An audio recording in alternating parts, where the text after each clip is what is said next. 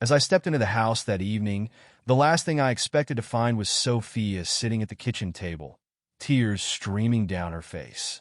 It was completely out of character for her. My stepmother, Sophia, had always been the picture of composure, even somewhat distant. She wasn't the type to let her emotions overflow like this. Yet, there she was, her shoulders shaking and her face buried in her hands, sobbing quietly. For a moment, I was frozen. The soft glow of the kitchen light illuminated her silhouette, and the air felt thick with unspoken words. I wanted to turn around and pretend I hadn't seen her like this, but something stopped me. Despite all the emotional distance that had always existed between us, I couldn't just walk away. "Sophia," I said softly as I took a step closer. At first, she didn't answer, and for a moment, I wondered if she had even heard me. But slowly, she lifted her head, her tear-streaked face glimmering in the light.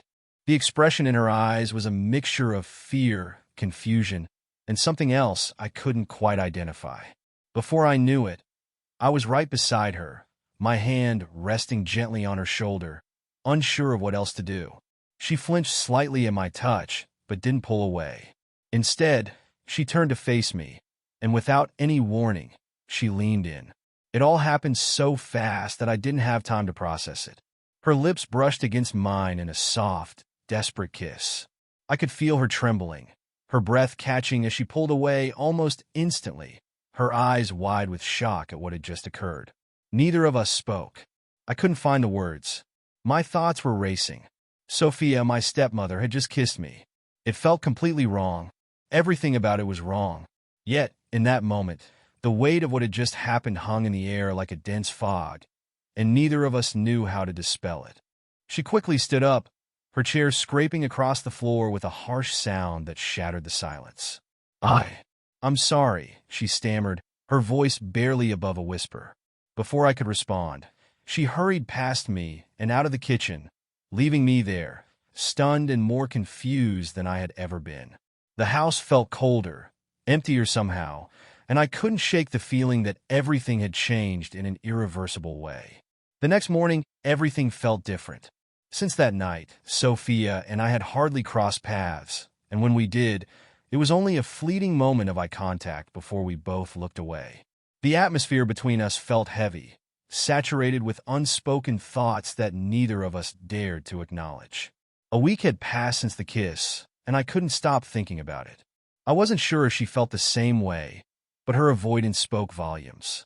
That brief moment replayed in my mind, the warmth of her lips and the urgency of her touch. Yet the confusion that followed made it impossible to understand. Then, on a rainy afternoon, I came home to find her standing outside by her car, staring down at the ground. She hadn't noticed me approaching at first. I considered just walking past her, pretending I didn't see her, but something inside me compelled me to stop. "Sophia," I called out. She turned, and before I could think it through, she walked toward me, her eyes reflecting an emotion I couldn't decipher. There was a pause, just long enough for us both to recognize what was about to unfold. Then she kissed me again. This time, it wasn't frantic but laden with everything we had been avoiding. Weeks passed, yet nothing felt normal. That kiss lingered between us like an inescapable shadow. I tried to brush it off, to act as if it had never happened. But the truth was I couldn't. Every time I saw Sophia, that moment replayed in my mind.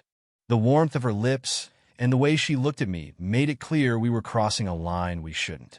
Yet, there was no turning back. We hardly spoke now. It felt as if the whole house had descended into a state of tense silence. My father remained blissfully unaware, busy with work and always on the go. He never noticed the prolonged silences between Sophia and me or how we seemed to avoid being in the same room for too long. If he did, he never mentioned it. As for Sophia, she had withdrawn even further into herself. Physically present, she was emotionally distant, as if she were locked away in some invisible room. The worst part was that I should have felt a sense of relief that we weren't discussing it. I should have been glad we were ignoring what had happened, but I wasn't. The tension gnawed at me every time I saw her, and I could tell it was doing the same to her. One evening, after my father had left for another business trip, the silence became unbearable. Sophia sat alone in the living room, engrossed in a book that she clearly wasn't focused on. I stood in the doorway, torn between saying something or simply leaving. The room was dim, the only light coming from the lamp beside her, casting long shadows on the walls. I stepped forward, clearing my throat, and Sophia looked up, her eyes widening slightly, as if I had startled her. "Sophia?" I began, hesitating. "We need to talk." She gently closed the book and placed it on the table beside her. For a brief moment, she just stared at me, and I could see the conflict etched across her face. There was something unreadable in her eyes, fear, perhaps, or regret, but also an emotion that felt too much like longing. "I know," she finally admitted, her voice so soft I almost didn't catch it. "I've been thinking about it too." Her confession hung between us, thick and heavy. I wasn't sure how to proceed or what to say, but I understood that we couldn't keep pretending nothing had happened. "I'm not sure what this is," I murmured, my voice soft and cautious. "But it's clearly affecting both of us." Sophia leaned back in her chair, releasing a long, slow breath as if she had been holding it for an eternity. "I've made a lot of mistakes in my life, Liam," she admitted, her eyes downcast. "A lot of them, but what happened between us?" Her voice trailed off, words stuck in her throat.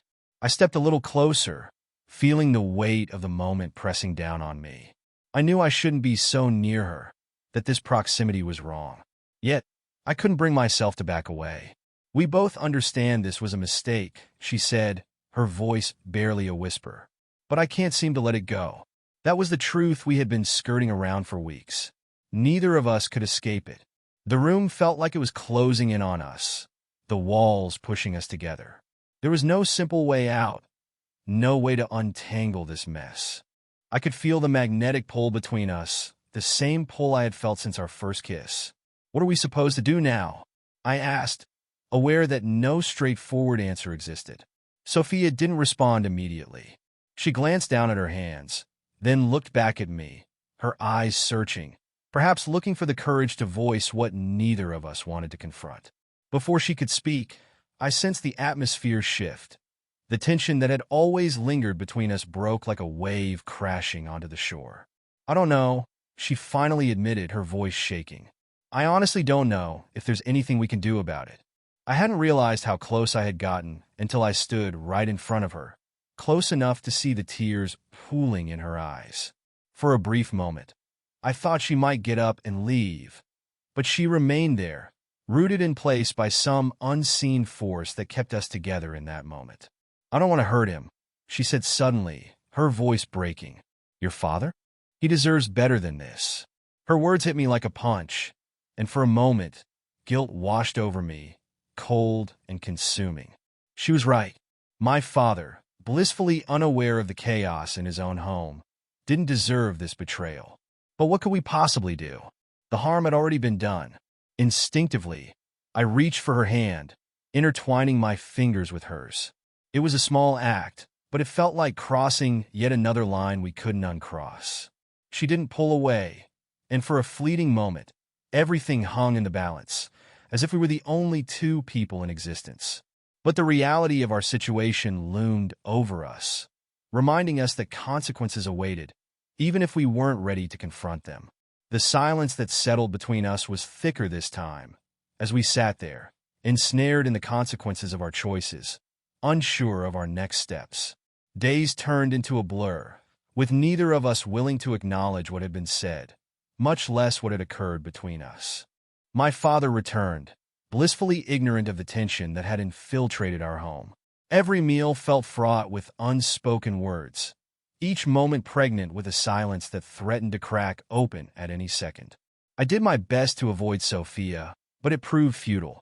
She was always nearby, in the kitchen, in the living room, moving quietly as if trying not to draw attention to herself. Yet, every time I saw her, that night replayed in my mind, the look in her eyes, the tremor in her voice as she spoke of my father. One evening, after my father left for another work trip, I found myself alone with her in the house. I hadn't intended to engage her, but when I spotted her by the window, staring into the dark abyss outside, something shifted inside me. I walked closer, just enough for her to sense my presence without getting too close. The silence felt suffocating, pressing down on us like a weight. "We can't keep doing this," I finally said, my voice low and steady. She didn't turn to face me, but I could see her shoulders tense in response. "I know," she whispered, yet neither of us moved.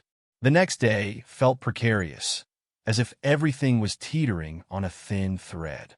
I couldn't tell if it was just me feeling this way, or if Sophia sensed it too, but the tension between us was nearly unbearable. Every encounter felt charged with unexpressed thoughts and feelings we both avoided acknowledging. It wasn't until that evening that everything came to a head.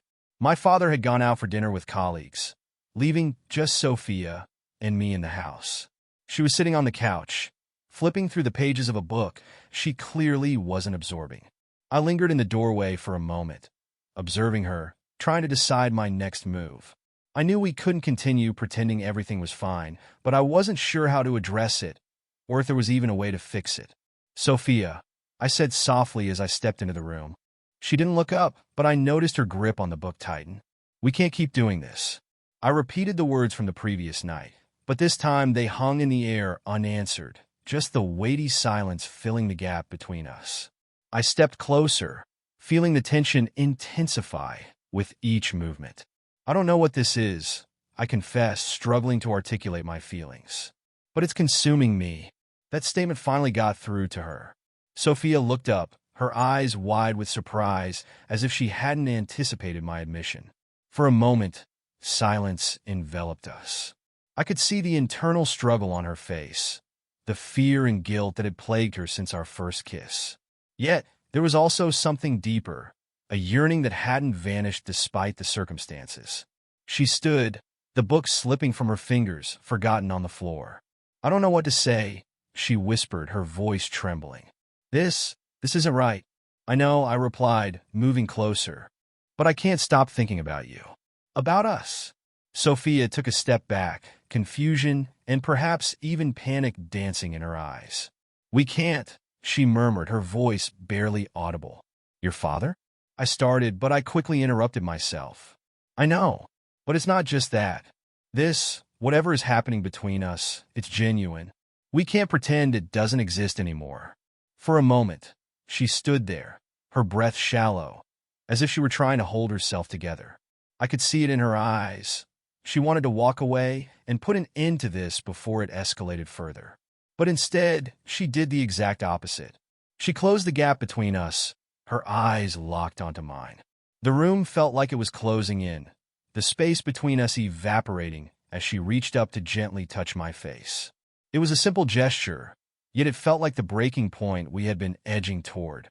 Her touch was soft and hesitant, but carried the weight of everything we hadn't expressed. Then, without uttering another word, she kissed me. This kiss was different from the ones before. It wasn't desperate or tinged with fear. It was slow and intentional, as if we were finally surrendering to something that had been building for far too long. It felt inevitable, as if this moment had been destined to occur. Despite our efforts to avoid it, when we finally pulled apart, the room seemed to exhale with us. Sophia's eyes glistened with tears, but she didn't wipe them away.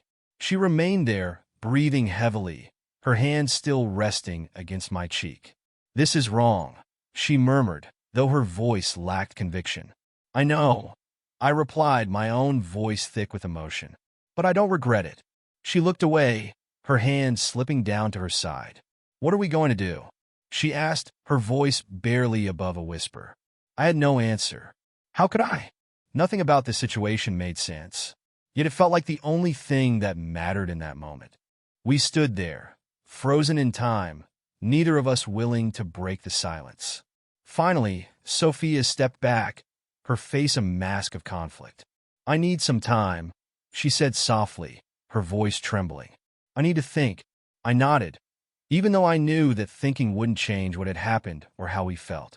She turned and left the room without another word, leaving me standing there, my heart racing, wondering how we had let things get this far and where it would all lead. The following days blurred together. Sophia and I spoke barely a word to each other, and when we did, It was reduced to awkward pleasantries. It felt as if we were tiptoeing around each other, trying to erase the last few weeks from our minds. But no matter how hard we tried, the weight of it all lingered in the air, impossible to ignore. Sophia left for a few days, saying something about visiting an old friend in another town. When she departed, I felt a rush of relief mixed with a strange emptiness. I hoped that her absence would provide me with the clarity I needed, a chance to breathe without the suffocating tension that had enveloped us. But it didn't. Her absence only intensified my feelings. I couldn't stop thinking about her. Every quiet moment, and every time I passed the living room where we had stood so close, everything came rushing back. The guilt gnawed at me, but so did an undeniable longing. It made no sense. Nothing about this situation did. Yet I couldn't shake it. I tried to immerse myself in work, hanging out with friends, anything to keep my mind off Sophia. But it was futile. Every distraction felt temporary, like I was just waiting for her return, waiting for the moment we would have to confront whatever this was between us again. When Sophia finally came back, the atmosphere in the house felt even more electric. She barely said a word, just a quiet greeting as she walked by me. I watched her pass, feeling that familiar tug in my chest, that gnawing sense that we were spiraling towards something uncontrollable. That evening, as we both sat quietly in separate rooms, I realized it wasn't just about avoiding each other. It was about dodging the truth. The truth that we couldn't undo what had happened, and that no matter how hard we tried to pretend, it was already too late. Upon Sophia's return, the air felt thicker than before. We didn't mention her time away, but the distance between us had morphed into something more fragile. It was as if the unspoken tension had become an invisible thread, tightening day by day.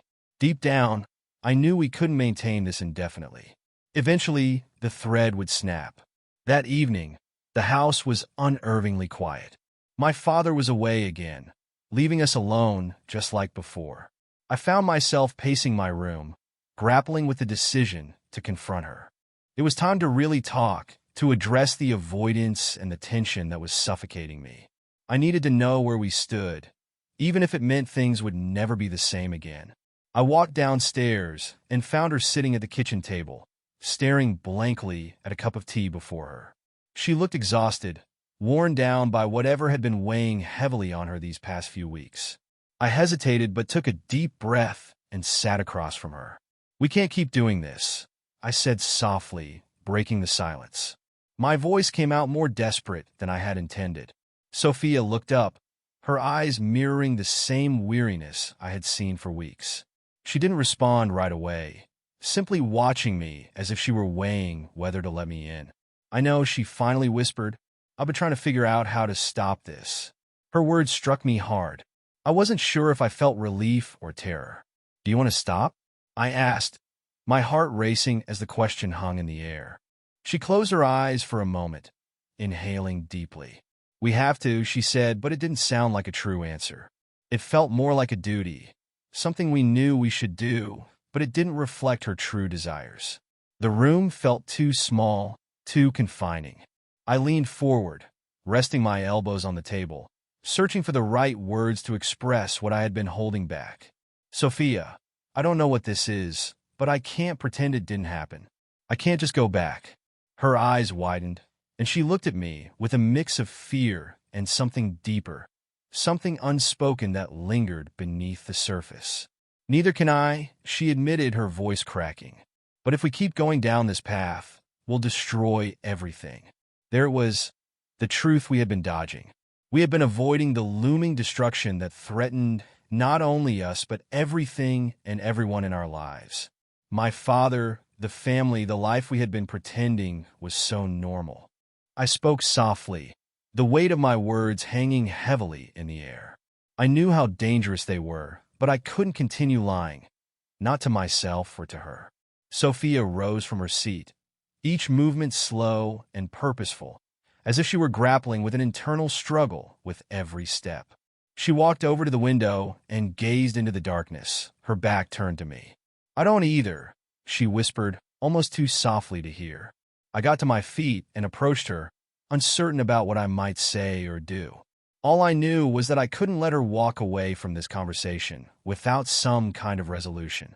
As I neared her, she turned to face me, and we found ourselves closer than we had been in weeks. "I'm scared," she admitted, her voice trembling.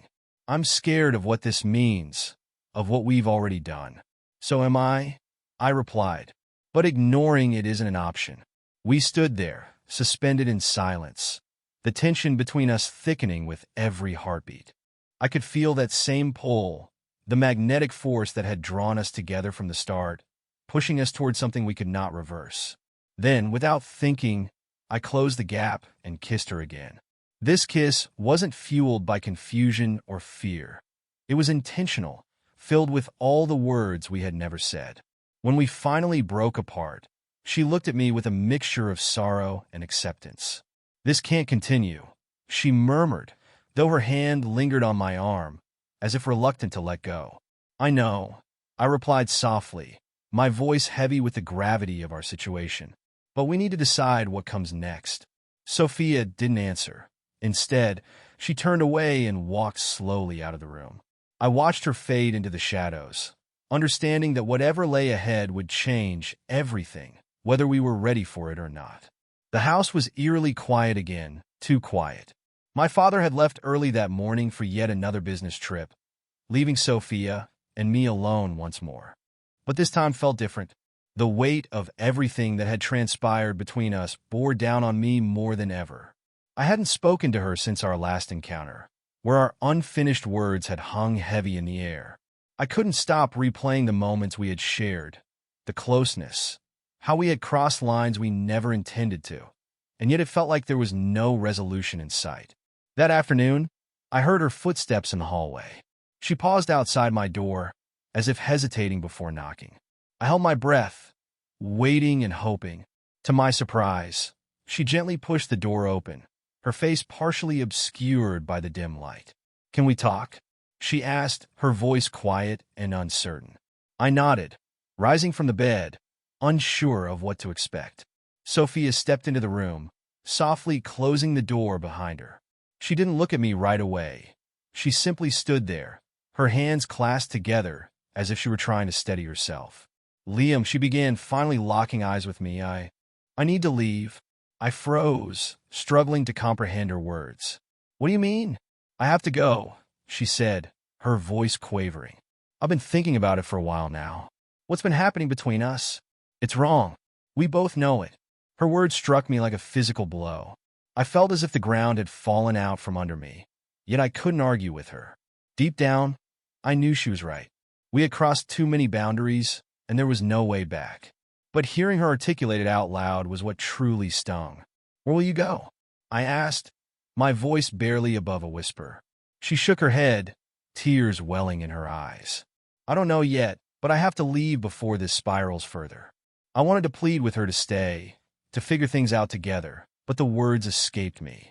There was nothing left to say that could mend this. We both understood this was the only way to halt the chaotic spiral we had fallen into. Sophia took a step closer, her face filled with sadness. "I'm so sorry," she whispered, her voice trembling. "I never meant for any of this to happen." "I know," I replied, my throat tight with emotion. "Neither did I."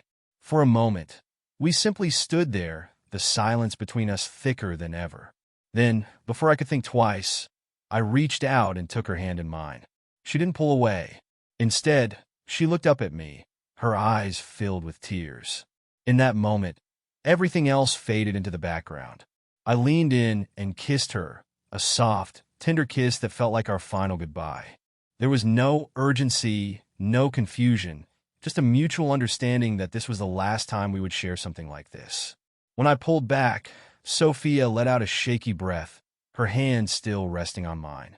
She stepped back, wiping her eyes, and I realized this was the end. There was nothing more to be said.